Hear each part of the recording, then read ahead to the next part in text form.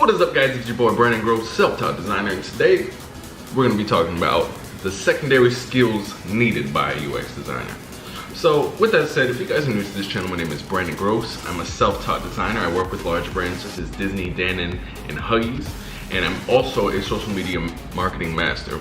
So with that said, let's get into what we're here for. What does a UX designer, what are the secondary skills a UX designer needs to possess besides the core skills such as research, knowing user behavior, being able to mock things up, being able to use, just the basic technical skills of Photoshop, Illustrator, and Sketch, being able to perform user research, creating personas, all that other stuff. Those are like, things that you need to know as a UX designer, be able to prototype, whatever. But the secondary skills, the secondary soft skills are, just as important. And I feel like these aren't talked a lot about, and just going through my everyday job and seeing the things that I do on a day-to-day basis, it's not just technical things. So I wanted to give a little tidbit of what those secondary skills are, because they still are in my daily work, and thought I'd talk about them. There's three things. Being able to listen. And what I mean by that is, as a UX designer, you're going to be working with the project manager, you're going to be working with the designers, and you're also going to be working with SEO, depending on, how your agency or how you work with your coworkers or on your own. But most of the time, you're the first line of defense or the first line of attack, whichever way you want to put it.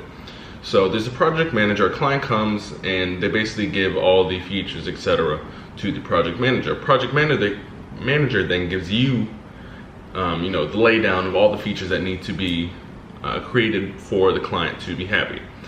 And basically, what you need to do is be able to ask the right questions, listen well for the features that these clients are asking for, or these asks, really, because they're not features at this point. Sometimes they will be features, sometimes they're more like, we kind of want something like this, something more vague.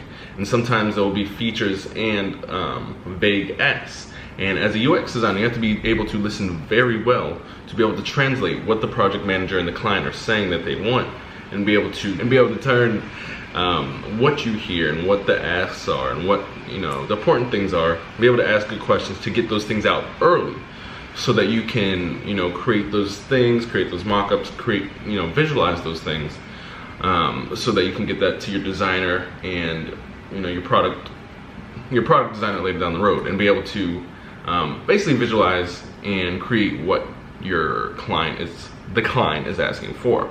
So that's one, that's communication, or that's one, that's listening. Two is definitely communication, because, and what I mean by communication is presenting. You really, as a designer, it's not so much, and I stress this a lot, it's not so much just technical things that you have to be able to do.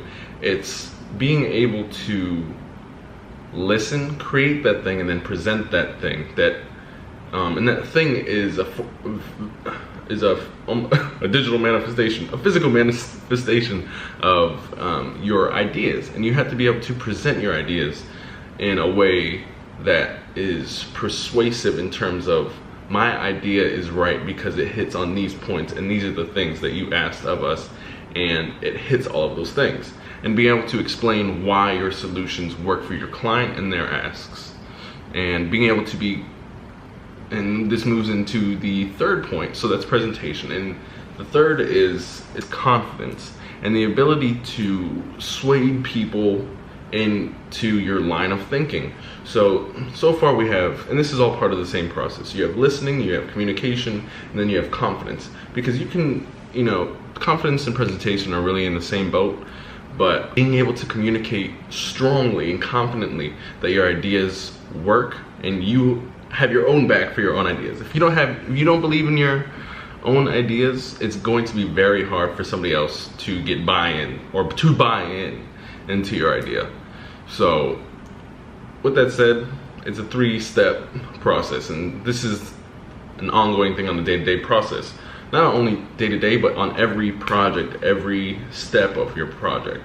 You have to be able to listen, make sure you ask the right questions, and get everything out of that first kickoff meeting, that first, the initial stage of the project. Start off right, listen.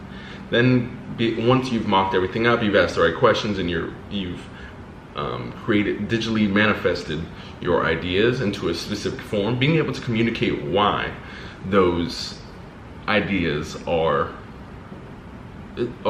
perfect for your client's asks and for that project.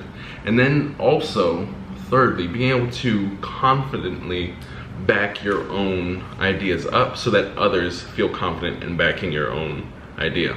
So that's really simple, guys. These are like the soft skills of a UX designer, or the secondary skills, and they're extremely important because as designers, someone who's just really technically inclined, it's going to be hard to this other side, these secondary skills, because you're always going to be need to know how to ask questions, ask good questions, be able to get everything out of somebody so that you can do your job in terms of mocking things up how they need to be, and then presenting your own work in a way that is thought through and is able to show what your work did, or how your work is in line with their asks and their problems, and also in a way that is confident and gets not only the stakeholders and your project managers and whomever you're working with to buy into your idea.